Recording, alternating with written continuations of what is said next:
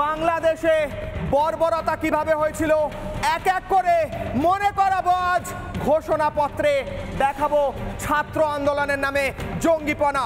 দেখুন কি হয়েছিল, দেখুন বৈষম্য বিরোধী ছাত্র আন্দোলনের নামে গোটা দেশে আগুন জ্বালিয়েছিলেন আপনারা। গোটা দেশের মেট্রো স্টেশন থেকে, গাড়ি থেকে, বাড়ি থেকে বিভিন্ন জায়গা আপনারা জ্বালিয়ে দেন, সরকারি ভবন জ্বালিয়ে দেন। এটাকে আপনারা বলেন ছাত্র আন্দোলন।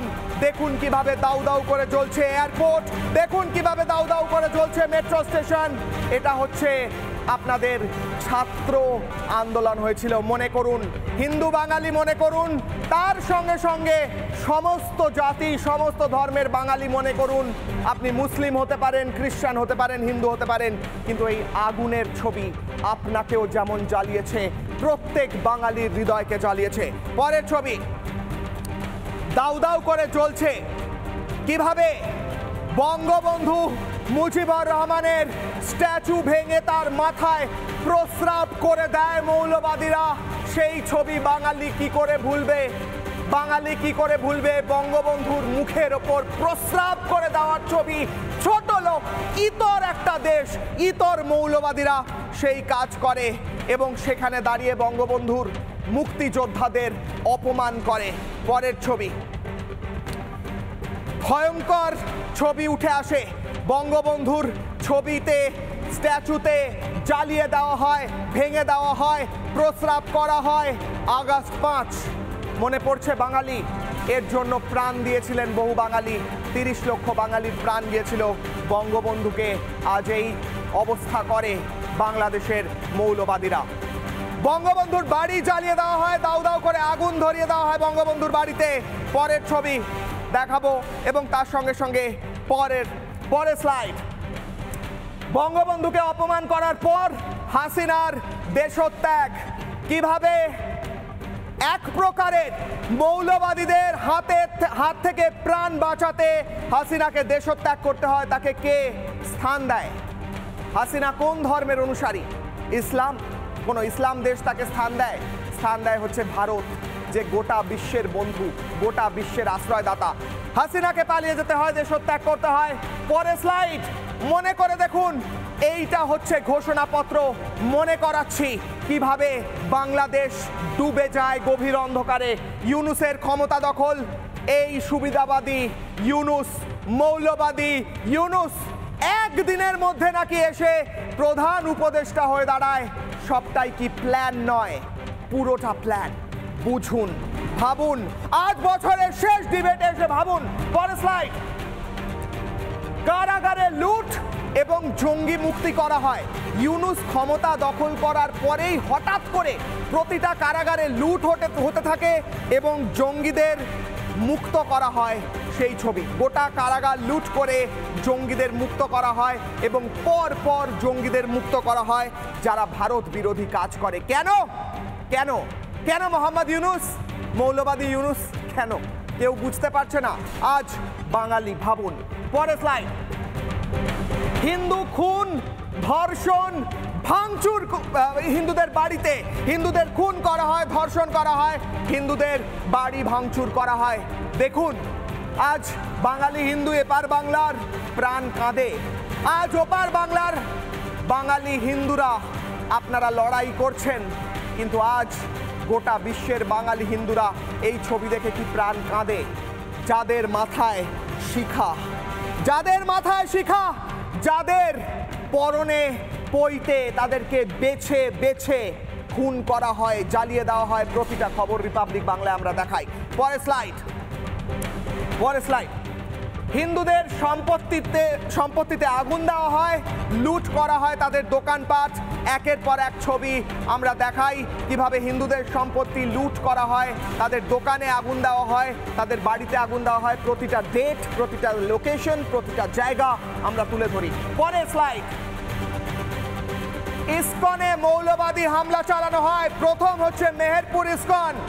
জগন্নাথ, বলদেব, সুভদ্রার মূর্তি জ্বালিয়ে দেওয়ার চেষ্টা করা হয়, কিন্তু মৌলবাদী কট্টরপন্থী বেশ কয়েকজন যাদের মাথায় টুপি আছে তারা বোঝেননি যে জগন্নাথ, বলদেব, সুভদ্রাকে জ্বালিয়ে দেওয়া যায় না।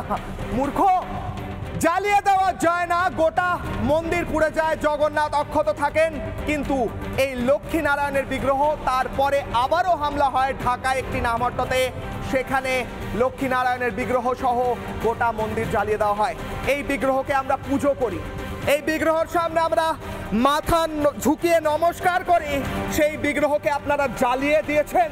মৌলবাদী, তোরা জ্বালিয়ে দিয়েছিস, মৌলবাদীরা, তোদের কি ক্ষমা করা হবে? হবে না। দেখ এরপর কি হয়, পরের স্লাইড। মন্দিরে ইউনুসপন্থীদের জঙ্গিপনা, শুধু ইসকন মন্দির নয়, পরের পর মন্দির, লোকনাথ মন্দির, কালী মন্দির, শিব মন্দির, এক জায়গা থেকে শিবলিঙ্গ উঠিয়ে নিয়ে চলে যাওয়া হয়, পা দেওয়া হয় বিগ্রহের গায়ে, বিগ্রহ ধ্বংস করা হয়, একের পর এক মন্দিরে আগুন দেওয়া হয়। হিন্দু বাঙালি কোথায় ঘুমোচ্ছেন? হিন্দু বাঙালি কোথায় ঘুমোচ্ছেন আপনারা? কেন আপনাদের রক্ত গরম হয় না? কেন রাগ হয় না? পরের স্লাইড, পরের স্লাইড। সেনা নামিয়ে হিন্দু পেটানো হয়, যেটা দেখাচ্ছিলাম, মনে করে দেখুন সেই ভাইরাল ভিডিও।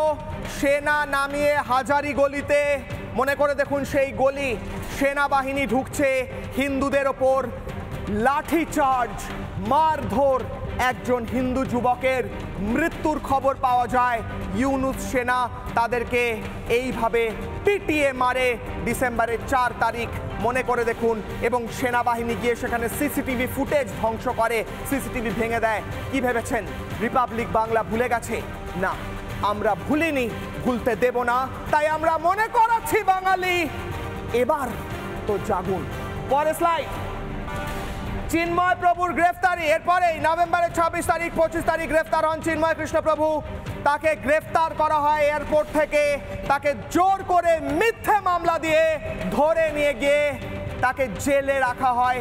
পরের দিন যখন তাকে আদালতে তোলা হয়, দেখুন হিন্দু সাধুকে, এই হিন্দু সাধুকে দেখে যদি কষ্ট না হয়, যদি মনে একটু রাগ, কষ্ট, দুঃখ, ঘৃণা না হয়, তাহলে আজ ধিক্কার, আজ ধিক্কার। পরের স্লাইড, পরের স্লাইড। আদালতের বাইরে যারা শান্তিপূর্ণ অবস্থান করছিলেন তাদের ওপর লাঠিচার্জ করে মোহাম্মদ ইউনুসের পুলিশ। হিন্দুদের ওপর লাঠিচার্জ যেভাবে করা হয়, সেই লাঠিচার্জ দেখে শিউরে ওঠে গোটা বিশ্বের হিন্দুরা। তাদের ওপর অকথ্যভাবে লাঠিচার্জ করে, কাঁদানে গ্যাস দিয়ে, এমনকি গ্রেনেড ছোড়া হয় বলে অভিযোগ উঠে আসে। আদালতের বাইরে যারা চিন্ময় কৃষ্ণ প্রভুর জন্য শান্তিপূর্ণভাবে আন্দোলন করছিলেন। পরের স্লাইড। আইনজীবীদের ওপর হামলা করা হয়, যারাই চিন্ময় কৃষ্ণ প্রভুর জন্য সওয়াল করেন সেই আইনজীবীদের ওপর হামলা করা হয়, টানা হামলা হয়, রিগান আচার্যের ওপর হামলা করা হয়, তার বাড়ি জ্বালিয়ে দেওয়া হয় এবং তার বাড়ি জ্বালিয়ে দিয়ে একজন আইনজীবীকে আইসিইউতে পাঠানো হয়। আজ প্রশ্ন করব তাদের, যাদের আমরা বাংলাদেশ থেকে প্রতিনিধি হিসেবে গ্রহণ করেছি এবং আশা করছি বাংলাদেশের আজকের পরিস্থিতি নিয়ে তারা প্রশ্নের সম্মুখীন হতে পারবে।